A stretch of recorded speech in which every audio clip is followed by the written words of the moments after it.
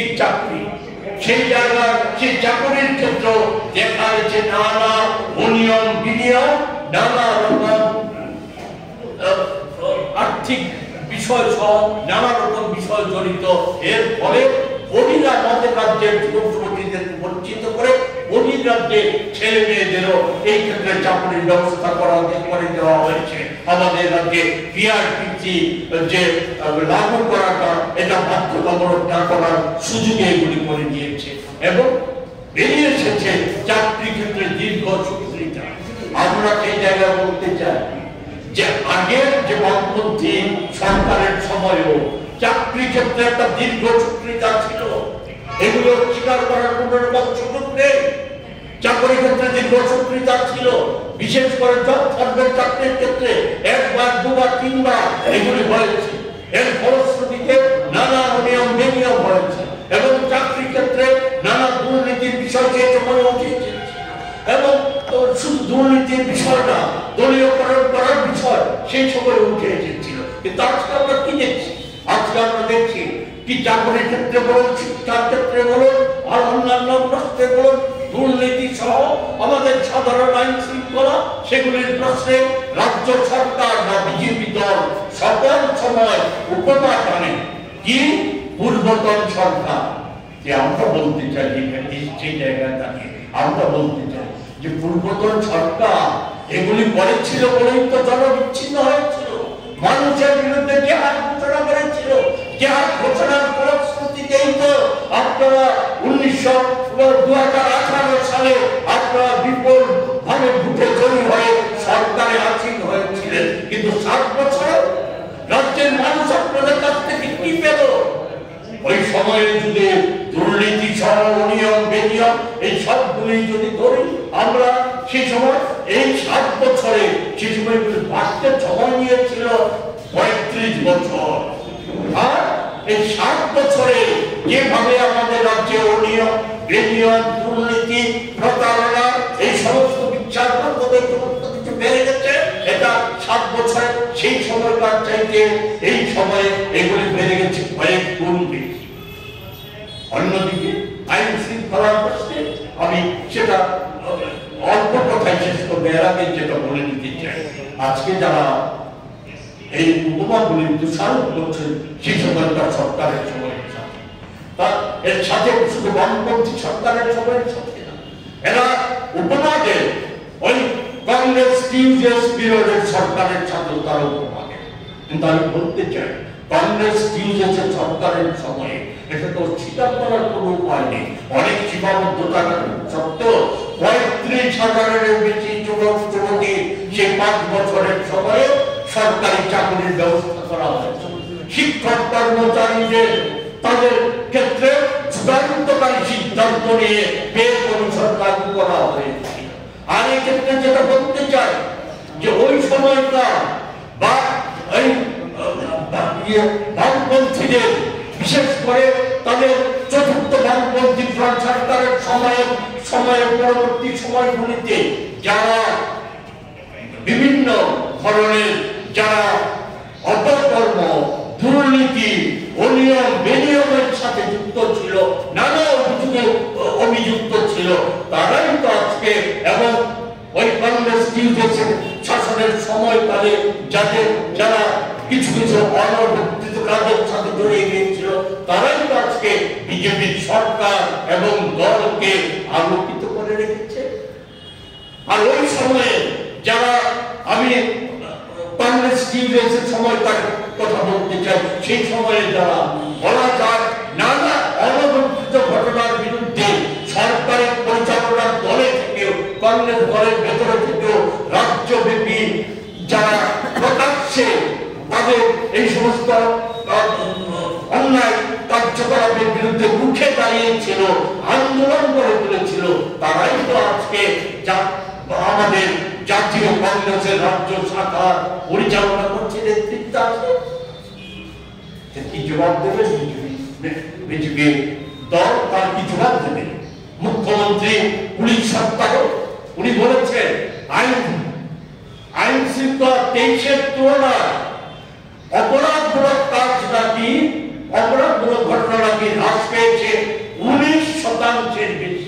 আমি সেই ক্ষেত্রে খানিকটা তথ্য দিয়েই আপনাদের কাছে আজকে আলোচনার আমার বিষয়বস্তুটা শেষ করব। আমি 2024 সালের ডিসেম্বর মাসের পুরাণ কেন্দ্রীয় সরকারের তথ্য থেকে জানা গেছে যে 11 মাসে রাজ্যে খুনের সংখ্যা ছিল 113টি, ধর্ষণ, শ্লীলতাহানি, নারী ঘটিত অপরাধের সংখ্যা 1485টি, চুরি 145টি, অপহরণ 87টি, ডাকাতি 9টি। এক্ষেত্রে গন্ডাছড়া, কৈতরাবাড়ি, কদমতলা, বাণীসাগর ইত্যাদি ঘটনা বাদে সাধারণ সংঘর্ষের ঘটনা 22টি। মুখ্যমন্ত্রী যে সপ্তাহে যে কদিন আগে 19.3% অপরাধ হ্রাসের কথা বলেছেন, সেক্ষেত্রে শুধু ডিসেম্বর মাসে সরকার, রাজ্য সরকারের যে স্বরাষ্ট্র দপ্তর, সেই দপ্তরের তথ্য থেকে বেরিয়ে এসেছে খুন 5টি, আত্মহত্যা 9টি, অস্বাভাবিক মৃত্যু 22টি, চুরি ছিনতাই 26টি, অপহরণ 4টি, গার্হস্থ্য হিংসা 8টি। এমনকি চুরি ছিনতাই এগুলি হচ্ছে ধর্মীয় স্থানগুলিও আজকে রেহাই পাচ্ছে না, সেখানেও অসংখ্য চুরির ঘটনা ঘটছে। এই হচ্ছে সাধারণভাবে আইন শৃঙ্খলার অবস্থা। এই জায়গায় দাঁড়িয়ে আমরা যেটা বলতে চাই যে রাজ্যে একটা যে অবস্থা চলছে, এই অবস্থা থেকে রাজ্যের মানুষকে মুক্ত করতে গেলে পর রাজ্যটাকে এই লুটেরা যারা প্রতারণা করেছে রাজ্যবাসীর প্রতি, যারা ঠকবাজি করেছে, এদেরকে আর সরকারে রেখে রাজ্যের মানুষকে রক্ষা করা যাবে না। রাজ্যে কি নেশা মুক্ত রাজ্যই করা, আর বেকারদের কর্মসংস্থানই বলা, কৃষক কল্যাণ, শ্রমিক কল্যাণ, এগুলি আর কোনো মতেই সম্ভব না। এগুলি আমাদের শিক্ষা ক্ষেত্রে রাজনীতিকরণ যদি দূরীকরণ করতে হয়, নেশা মুক্ত যদি রাজ্য করতে হয়, তাহলে প্রথমেই দরকার কি পুলিশকে ফ্রি হ্যান্ড। অথচ কি ওই বামপন্থীদের সময় যেটা চালু হয়েছিল যে আমাদের ওই মুখ্যমন্ত্রী যদি বলেন যে সরকারি তথ্য, আমি বলবো যে সরকারি তথ্যের মধ্যে গরমিল আছে, কারণ পুলিশকে ওই বামপন্থী সরকারের সময় থেকে পুলিশের মধ্যে একটা প্র্যাকটিস চালু হয়েছিল। সরকারের সময় বলতে ভুল হবে, চতুর্থ বামপন্থী সরকারের সময়কাল থেকে পুলিশ ইচ্ছাকৃতভাবে তাদের উপরের নির্দেশে থানা স্তরে সেখানে এফআইআর এন্ট্রি করতো না, এন্ট্রি করতো না। সেখানে অভিযোগে আসলে বলতো আমরা আসামি গ্রেপ্তার করেনি, ইনকোয়ারি করেনি, তারপর অভিযোগগুলি বিভক্ত করো। এই প্র্যাকটিস এখনো চালু আছে।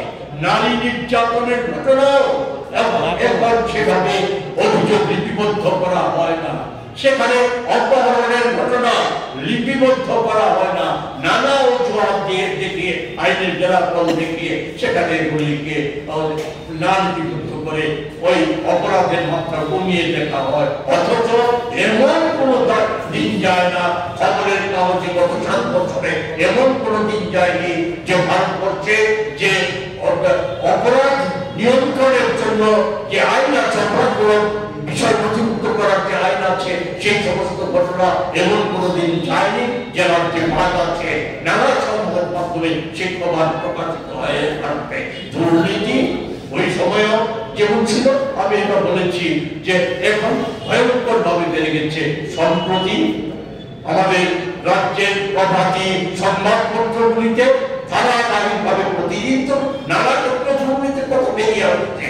আমাদের জাতীয় সড়ক নির্মাণ সহ জল জীবন মিশন প্রকল্পে সেখানে কোটি কোটি টাকা দুর্নীতির তথ্যমূলক সংবাদ পরিবেশিত হয়েছে। রাজ্য সরকার না শাসক দল কারোর শব্দটি করার কোনো আজকে আর সুযোগ নেই। সেই সমস্ত খবর যদি আমরা ধরে নিচ্ছি সত্যি, নতুবা রাজ্য সরকার বা দপ্তরগুলি সেখানে প্রতিবাদ করত। ফলে এ থেকে রাজ্যটাকে মুক্ত করতে গেলে পর এই সরকারকে ক্ষমতাচ্যুত করা ব্যতীত অন্য কোনো পন্থা নেই। ফলে এই ক্ষমতাচ্যুত করার যে লড়াই, সে লড়াই রাজ্যে জারি আছে। সে লড়াইকে আরো বেগবান করার জন্য আমরা কংগ্রেস দল নানা ধরনের প্রস্তুতি গ্রহণ করছে। সেই প্রস্তুতির অঙ্গ হিসাবে সারা দেশে যেমন এই ভয়ঙ্কর বিজেপি সরকারকে ক্ষমতাচ্যুত করার লড়াই চলছে, তারই অংশ হিসাবে আগামী 23শে জানুয়ারি আমাদের রাজ্যের যে মহিলা কংগ্রেস, সে মহিলা কংগ্রেস সর্বভারতীয় যে আমাদের যে এখন যে কর্মসূচি, সেটা হচ্ছে জয় বাপু, জয় ভীম, জয় সংবিধান, তারই অঙ্গ হিসাবে ন্যায়ের দাবিতে মহিলাদের যে রাজ্যব্যাপী কনভেনশন বিশ্রামজন্য অনুষ্ঠিত হতে যাচ্ছে, সেই কনভেনশন থেকে মহিলা সুরক্ষা সহ রাজ্যের আইন শৃঙ্খলা, নেশা, এই সমস্ত কিছুর প্রতিবাদে আমরা প্রতিবাদ আন্দোলন কর্মসূচি মহিলাদের নিয়েও সংগঠিত করার প্রয়াস করব। এই ক্ষেত্রগুলিতে আপনাদের সার্বিক সহযোগিতা আমরা চাইছি। কবিবাবু, আপনারা বেকারদের নিয়ে এত মায়াকান্না করছেন, আপনারা এবং হচ্ছে যে সম্প্রতি রাজ্যের বিধানসভা অধিবেশন হয়ে গেল, 3 দিনের, মাত্র 3 দিনের বিধানসভা অধিবেশন। সেই বিধানসভা অধিবেশনে রাজ্য সরকারের মুখ্যমন্ত্রী থেকে শুরু করে মন্ত্রিসভার একাধিক সদস্য ওনাদের যে পরিবেশিত বিভিন্ন বিষয়ের যে তথ্যগুলি, সেগুলি একদিকে যেমন তাদের যে ব্যর্থতার নজির উঠে এসেছে, অন্যদিকে রাজ্যবাসী আতঙ্কিত হয়েছে সে তথ্যগুলি। এবং এর সাথে আমি এগুলিতে আসার আগে আমি এটাও উল্লেখ করতে চাই যে সম্প্রতি সম্ভবত গত 16 জানুয়ারি পুলিশ সপ্তাহের সূচনার দিন সম্ভবত রাজ্যের মুখ্যমন্ত্রী আইন শৃঙ্খলা পরিস্থিতি জনিত যে বক্তব্য পেশ করেছেন, এটা রাজ্যবাসীর নয়, আমাদেরও অবাক করে দিয়েছে যে এত অসত্য তথ্য উনি কিভাবে পরিবেশন। আমি সেই সম্পর্কিত বিষয়ে কিছু বিষয় আপনাদের সাথে তুলে ধরতে চাই। মুখ্যমন্ত্রীর বিধানসভায় যে ফিরিস্তি, যেটা তাদের সরকারে আসীন হওয়ার পূর্বে এবং আসীন হওয়ার পর তাদের ঘোষণা ছিল নেশা মুক্ত ত্রিপুরা। কার্যত মুখ্যমন্ত্রীর যে বিবৃতি, সেই বিবৃতিতে উঠে এসেছে রাজ্যটা আজকে এই সময়ের মধ্যে নেশার সাগরে ভাসছে। এবং এই ক্ষেত্রে যে নেশা সামগ্রী উদ্ধার সহ যে নেশা পাচারকারী বা নেশা ব্যবসায়ী যাদেরকে গ্রেপ্তার করা হয়েছে, এই ক্ষেত্রে যে তথ্যটা দেওয়া হয়েছে, এটাও এক কথায় বলা যায় যেটা সিন্ধুর মধ্যে বিন্দুমাত্র। এটা আমি ধরে নিলাম যে মুখ্যমন্ত্রীর বক্তব্যটা বিধানসভায় পরিবেশিত তথ্যটাই সত্য, তাহলেও যে ভয়ানক চিত্রটা ফুটে এসেছে, এটা আড়াল করার কোনো আজকে আর কোনো অবস্থান নেই। উনি এটা উল্লেখ করেছেন, এটা উল্লেখ করতে গিয়ে এটা উল্লেখ করেছেন যে এই নেশা ফলে একটা বড় অংশের ছেলে মেয়ে আজকে ক্রমশ মারণ রোগ এইডসে আক্রান্ত হয়ে যাচ্ছে এবং ক্রমশটা বাড়ছে। এটা স্বীকার করে নিয়েছেন। আমরা আগে আমাদের তরফ থেকে সাংবাদিক সম্মেলনে আমরা উল্লেখ করেছিলাম 2018 সালের পর পাল্লা দিয়ে এইডসে আক্রান্তের সংখ্যা বাড়ছে এবং এর পেছনে অন্যতম কারণ হচ্ছে যে সিরিঞ্জে মাদক ব্যবহার করছে, ছেলে মেয়ে মাদক ব্যবহার করছে এবং এর ফলে এইডসে আক্রান্তের সংখ্যা বাড়ছে এবং এতে মৃত্যুও বেড়ে গেছে এবং মৃতদের মধ্যে একটা অংশ হচ্ছে ছাত্রছাত্রী, তরুণ সম্প্রদায়, যেটা রাজ্যবাসীকে ভাবিয়ে নেবে। যে আমরা এখান থেকে একটা প্রশ্ন রাখতে চাই, মুখ্যমন্ত্রী আবারও বিধানসভায় বলেছেন যে আমরা নেশামুক্ত রাজ্য করতে চাই। তো নেশামুক্ত রাজ্য করার কি এটাই এই যে ব্যবস্থাটা হচ্ছে, সেই ব্যবস্থাটা কি নেশামুক্ত রাজ্য করার লক্ষ্য? এত নয়। কারণ উনি বলেছেন যে এত গ্রেপ্তার হয়েছে, গ্রেপ্তার হয়েছে, আমি বলতে চাই এরা কারা? অধিকাংশই হচ্ছে গাড়ির চালক, হ্যান্ডিম্যান, আর বড় জোর হচ্ছে 5টা 10টা ট্যাবলেট সরবরাহকারী, কিছু গাঁজার টুকরা সরবরাহকারী, এই সমস্ত কিছু তাদেরকে গ্রেপ্তার করা হচ্ছে এবং তাদেরও একটা বড় অংশই হচ্ছে যাদের পেছনে ছাপটা হচ্ছে ছাত্র দলের ছাপ। এর ফলে গ্রেপ্তার হলে পরেও সহজেই তারা ছাড়া পেয়ে যাচ্ছে। আর আসল কারবারি যারা, তাদের টিকিট স্পর্শ করতে পারছে না। আমরা সেই জায়গায় দেখছি, শুধু এটা আমাদের কথা নয়, আপনারা জানেন, আপনারা খবর প্রকাশিত করেছেন যে সম্প্রতি কিছুদিন আগে আমাদের দেশের ইডি রাজ্য সরকারের আগোচরে রাজ্য পুলিশকে না জানিয়ে রাজ্যে তারা তল্লাশি চালিয়েছিল। কিছু কিছু ওই নিশানা করা লোকের বাড়ি ঘরে তারা তল্লাশি চালিয়েছিল, নেশা কারবারি যারা।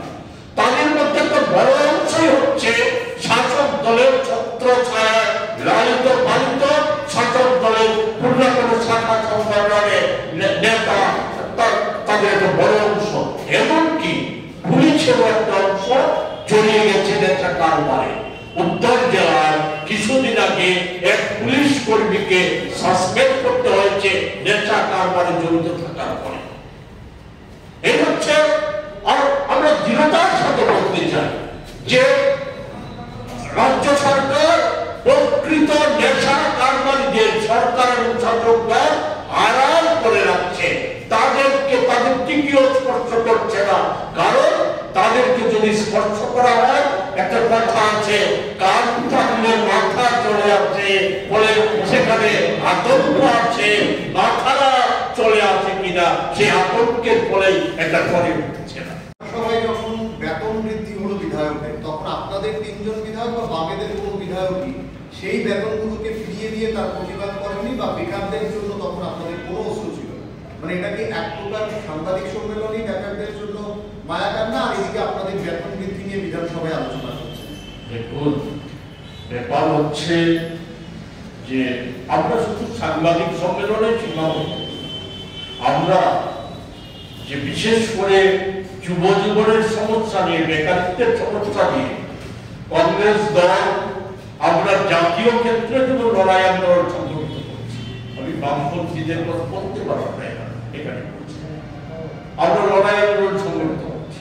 আমরা যখন সরকারে ছিলাম, আপনারা জানেন, অবগত আছে, আমি অতীত দিনের কথা বলতে চাই না, ইউপিএ সরকারের সময় পৃথিবী জুড়ে কঠিন অবস্থা ছিল, আর্থিক একটা কঠিন অবস্থার সৃষ্টি হয়েছিল ইউপিএ সরকারের সময়টা। কিন্তু সেই সময়ে মনমোহন সিংজি, আমাদের যে প্রধানমন্ত্রী, ওনার নেতৃত্বে যে সরকার ছিল, সেই সরকারটা কর্মসংস্থান বন্ধ করেনি, কর্মসংস্থান বেকারিত্ব 6% নামিয়ে নিয়েছে, সীমাবদ্ধ রেখেছে। নতুন কলকারখানা তৈরি করেছিলেন 1 লক্ষ। এই আন্তর্জাতিক ক্ষেত্রে মন্দাকে সেখানে উঠে দিয়েছে। আমি বলেছি ওই কংগ্রেস টিউজে সরকারের সময় আজকেই তো আমি উল্লেখ করছি, 35,000 সেই সময় 35,000 বেকার যুবক যুবতী সরকারি কর্মসংস্থানের সুযোগ করে দেওয়া হয়েছে। এটা কি বেকার বিরোধী চেয়ার? আমরা পরিষ্কার বলতে চাই, এই ক্ষেত্রে ওই বিধানসভার বিধায়কদের, মন্ত্রীদের বেতন ভাতা বৃদ্ধি দিয়ে আমরা যেটা বলতে চাই সেটা হচ্ছে আজকে যে আকাশ ছোঁয়া দ্রব্যমূল্যের দিনে সেখানে মানুষের ক্রয় ক্ষমতা ক্রমশ কমে যাচ্ছে। সেই জায়গায় দাঁড়িয়ে আমরা খুশি হতাম যদি রাজ্য সরকার বেতন ভাতা, বিধায়কদের বেতন ভাতা বৃদ্ধির পাশাপাশি যদি আমাদের রাজ্যের অনিয়মিত কর্মচারীদের বেতন ভাতা বৃদ্ধি, আমাদের রাজ্যের সাফাই কর্মীরা যারা ন্যূনতম তাদের বেতন ভাতা বৃদ্ধি, ওই সমস্ত ক্ষেত্রগুলিতেও যদি রাজ্য সরকার সচেতন হতেন তাহলে আমরা প্রকৃত অর্থে আমরা কিছুটা খুশি হতাম। মানে এটার প্রতিবাদ স্বরূপ কি আপনারা এই আপনাদের বিধায়কের এই বেতনটা যদি না নিত তাহলে এটাও তো একটা প্রতিবাদ? দেখুন, এটা হচ্ছে যে সময় তো শেষ হয়ে যায়, মাত্র অধিবেশন দিয়েছে। সে অধিবেশনের পর আমাদের বিধায়কদের সাথে আমাদের দল তো নিশ্চয়ই কথাবার্তা বলবে। আমাদের যুবকদের যে সংগঠন আছে ওনারা কথাবার্তা বলবে। এর পরিপ্রেক্ষিতে আমরা নিশ্চয় সময়োচিত কর্মসূচি আমরা গ্রহণ করব।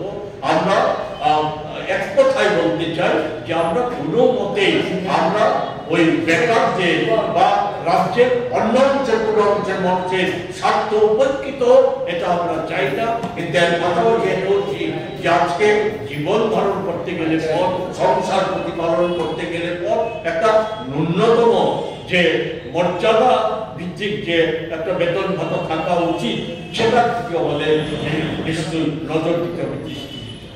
23 জানুয়ারি বিশ্রামগঞ্জে ওই যে পুরনো যে এসডিএম অফিসটা ছিল সেই এসডিএম একটা হল আছে, সেই হলে সেখানে 26শে জানুয়ারি আমাদের এটা হবে কুমারঘাটে। সেটার মূলত থিমটা হচ্ছে জয় বাপু, জয় বীর, জয় সংবিধান। এটা নিয়ে আমাদের যে রাজ্যভিত্তিক যে তফসিলিদের যে সংগঠন আছে সেই সংগঠনের রাজনৈতিক কনভেনশন।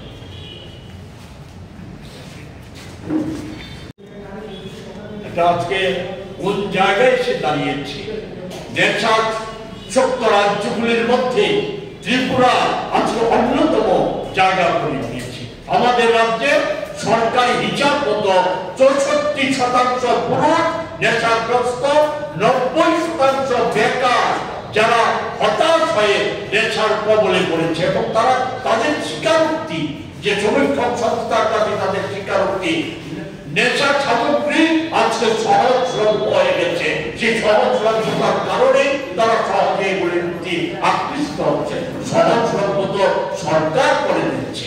বেআইনি নেশার সামগ্রী আমাদের যেমন আমাদের রাজ্যে আসছে, আমাদের রাজ্য হয়ে আন্তর্জাতিক ক্ষেত্রে পাচার বাণিজ্যে এই রাজ্যটাকে করিডোরের মধ্যে ব্যবহার করা হচ্ছে, তেমনি সরকারি উদ্যোগে গলিতে গলিতে পাড়ায় পাড়ায় মদের দোকান তৈরি করে দেওয়া হচ্ছে এই সরকারের। সেখানে বিধানসভায় আরো যেটা তথ্য দিয়েছে, আমি সব বিষয়ে দিতে চাইছি। বেকারদের প্রশ্নে যে তথ্য দিয়েছে এতে দেখা গেছে আমাদের রাজ্যে doctor, engineer, PhD, net, slate এই সমস্ত যারা ডিগ্রিধারী তাদের একটা বড় অংশ বেকার। মুখ্যমন্ত্রী স্বীকারোক্তি অনুযায়ী 1230 জন যেখানে আমাদের রাজ্যের কলেজগুলিতে অধ্যাপক প্রয়োজন সেখানে নাকি মাত্র আছে 787 জন। অর্থাৎ যেখানে যে ইউজিসির যে নিয়ম অনুযায়ী 20 বা 25 জন ছাত্র পিছু একজন অধ্যাপক থাকার কথা, সেখানে আমাদের রাজ্যে অধ্যাপক হচ্ছে 110 জনের একজন। আমাদের রাজ্যের শিক্ষা ব্যবস্থার হাল গতিকর বুঝতে গেলে শিক্ষকের পদ শূন্য হয়ে আছে 11,600 বেশি শিক্ষকের পদ। আমাদের স্কুলগুলির অবস্থা 311টা সরকারি স্কুল, মাত্র একজন করে শিক্ষক দিয়ে চলছে। এর মধ্যে ভয়ঙ্কর অবস্থা হচ্ছে এডিসি এলাকার, সেখানে সংখ্যাটা হচ্ছে 311-এর মধ্যে 302টি স্কুল হচ্ছে একজন শিক্ষক দিয়ে চলছে। আপনারা জানেন সকলে বিদ্যাজ্যোতি প্রকল্প এখানে চালু করা হয়েছে।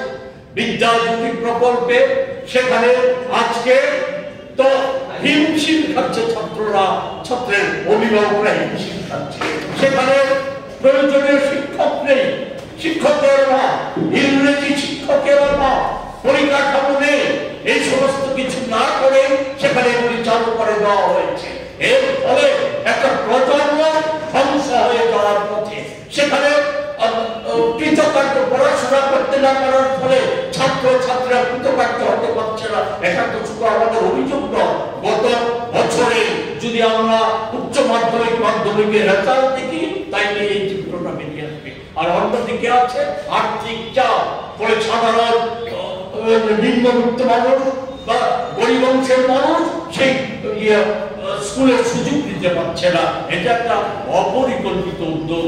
আমরা এই ক্ষেত্রে বলতে চাই যে আমরা অতীতেও দেখেছি, যখন এই রাজ্যে বামপন্থীদের সরকার ছিল, শিক্ষা ক্ষেত্রে সেই সময় অরাজকতা সৃষ্টির চেষ্টা করা হয়েছিল। সেখানে জানেন আপনারা একটা সময় সেখানে ওই মাতৃভাষা শিক্ষার কথা বলে ইংরেজি মাধ্যমে শিক্ষার সুযোগকে প্রাথমিক স্তরে বন্ধ করে দেওয়া হয়েছিল। ফলে আমাদের তরুণ প্রজন্ম, সেই সময়কার তরুণ প্রজন্ম সেখানে মারাত্মকভাবে শিক্ষার সুযোগ থেকে বঞ্চিত হয়েছিল। তারা জাতীয় আন্তর্জাতিক ক্ষেত্রে যে উচ্চ শিক্ষার যে ক্ষেত্রগুলি, সেই ক্ষেত্রগুলিতে প্রবেশের ক্ষেত্রে অন্তরায় হয়ে দাঁড়িয়েছিল। এটা সেই সময় রাজ্য জুড়ে সমালোচনার ঝড় উঠেছিল। আমাদের রাজ্যে শুধু না, পশ্চিমবাংলায়ও সেই জিনিস করা হয়েছিল।